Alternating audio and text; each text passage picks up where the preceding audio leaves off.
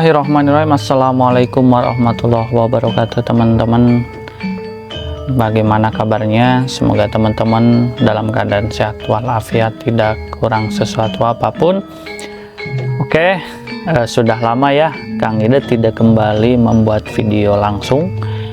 Kemarin-kemarin Kang Ida telah menyelesaikan seri narasi dari sejarah para wali dan juga tokoh-tokoh masyarakat ataupun tokoh-tokoh sejarah di era lalu, terutama di Pulau Jawa, dan beberapa juga ada ulama-ulama yang tentunya mempunyai kontribusi yang luar biasa bagi umat di masa lampau.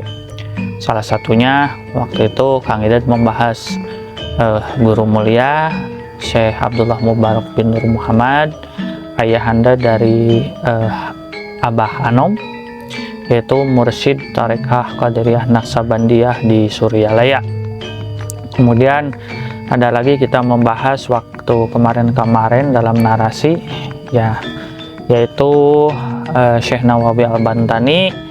Kemudian banyak lagi selain itu ya, termasuk juga tokoh yang menjadi kontroversi pada saat awal mula berdirinya kerajaan Mataram Islam ya, yang didirikan oleh Danang Sutawijaya atau yang sering disebut dengan Panembahan Senopati ya. Pembentukannya itu kan banyak kontroversinya juga ya, tapi kita ambil secara garis luasnya ya.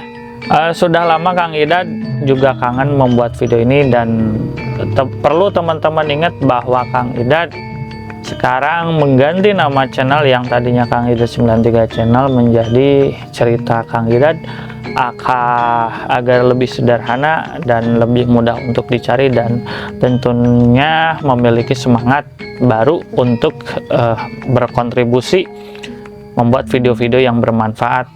Nah, karena itu teman-teman yang belum subscribe, Kang Ida mohon subscribe, kemudian like dan komen nanti di akhir video, agar Kang Ida makin semangat lagi membuat video-video yang bermanfaat, yang bisa menambah pengetahuan dari teman-teman semua. Nah, karena kemarin kita telah menyelesaikan narasi tentang Wali Songo, yang sebenarnya itu seharusnya yang terakhir itu Sunan Gresik, tapi sebelum seri para wali Kang Ida sudah pernah membuatnya. Diawali dengan itu kan ada hubungannya dengan sejarah ataupun buku Rihlah Ibnu Battuta, karena terinspirasi dari tulisan itu, dari perjalanan itu, maka Maulana Malik Ibrahim atau Sunan Gresik melakukan perjalanan dakwah di Pulau Jawa, dan dari situlah menurunkan putra-putra ataupun keturunan-keturunan yang menjadi anggota ataupun perkumpulan Wali Songo dari Sunan Gresik ataupun Maulana Malik Ibrahim, Sunan Ampel.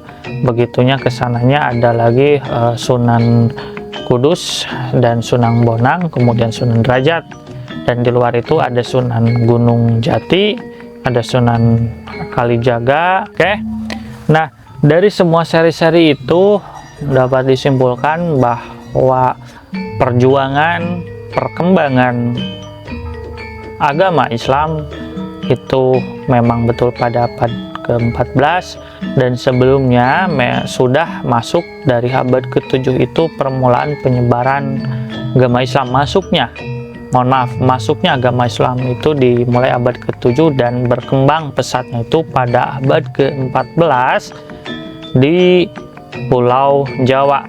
Banyak yang menerjemahkan bahwa kerajaan Demak, penyebaran agama Islam, berkembang pesatnya agama Islam di Pulau Jawa, terutama di Nusantara itu diawali dengan dibentuknya Kesultanan Demak. Dan Kesultanan Demak dibentuk karena runtuhnya Majapahit, dikudeta oleh putranya sendiri, itu Sultan pertama Demak, yaitu Raden Fatah. Nah, perlu diluruskan, jika memang seperti itu,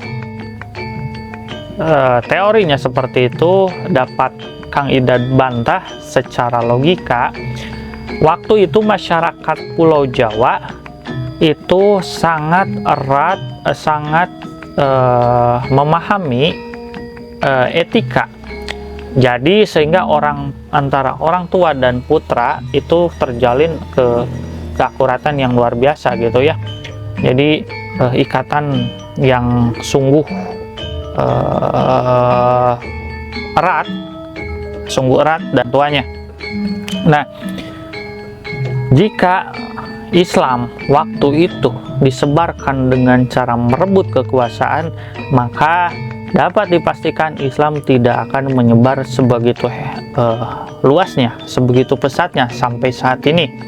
Bisa dikatakanlah masyarakat Jawa waktu itu tidak akan pernah masuk Islam jika disebarkan dengan cara merebut kekuatan ataupun merebut kekuasaan dari ayahnya sendiri, Prabu Brawijaya V. Waktu itu Raden Patah dinarasikan seperti itu. Sebenarnya dalam sejarah bahwa yang diserang oleh Raden Patah adalah pemberontak ayahandanya sendiri. Waktu itu ada beberapa kali pemberontakan yang terjadi di Majapahit, sampai pada akhirnya dikendalikan ataupun dikembalikan, mohon maaf ya bahasanya bukan dipulihkan kembali oleh Raden Patah yang waktu itu menjadi adipati di Demak. Dan dari situlah bertemu dengan ayahandanya dan menyerahkan kekuasaan kerajaan Majapahit kepada putranya, yaitu Raden Patah, walaupun dari istri selir, untuk meneruskan tahta Majapahit. Dan dari situlah nama kerajaannya berubah menjadi kerajaan Kesultanan Demak. Lalu kemudian kemana Prabu Brawijaya pergi? Ada legenda yang mengatakan bahwa Prabu Brawijaya kelima itu moksa di Gunung Lawu. Ada juga versi lain yang mengatakan bahwa beliau tetap hidup dan beliau menjalankan syariat Islam secara penuh, tapi menghilangkan identitas sebagai rajanya dengan berbagai pertimbangan. Nah, seperti itu ya teman-teman, perlu diluruskan bahwa sebenarnya Islam disebarkan bukan karena merebut kekuasaan, tapi karena diberikan kekuasaan. Dan seharusnya kalau memang seperti itu, sudah jauh-jauh hari Islam bisa merebut ataupun menyerang kerajaan yang sebelumnya yang berhaluan non-Islam, gitu ya. Nah, jadi sangat jelas bahwa Islam masuk tidak dengan kekerasan, tapi Islam masuk disebarkan dengan kasih sayang, dengan kultur budaya setempat yang tidak merubah. Seperti kemarin yang terakhir itu ada Sunan Kudus yang Kang Idad bahas dengan kultur masyarakat setempat dan melarang menyembelih sapi di tempatnya atau di daerah Kudus. Karena apa? Waktu itu masyarakat Hindu masih banyak di daerah Kudus.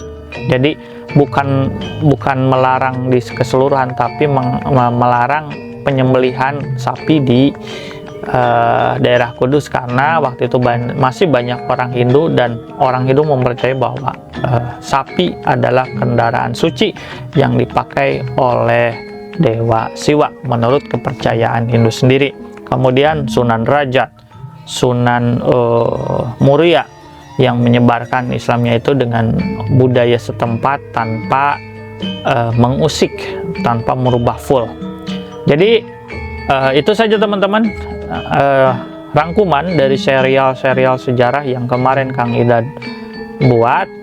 Sekali lagi Kang Idad mengingatkan, nama channel sudah Kang Idad rubah, yang tadinya Kang Idad 93 channel menjadi cerita Kang Idad, agar mudah dicari, mudah diingat, kemudian juga menjadikan semangat baru Kang Idad untuk membuat konten-konten yang bermanfaat. Itu saja yang bisa Kang Idad sampaikan. Wassalamualaikum warahmatullahi wabarakatuh.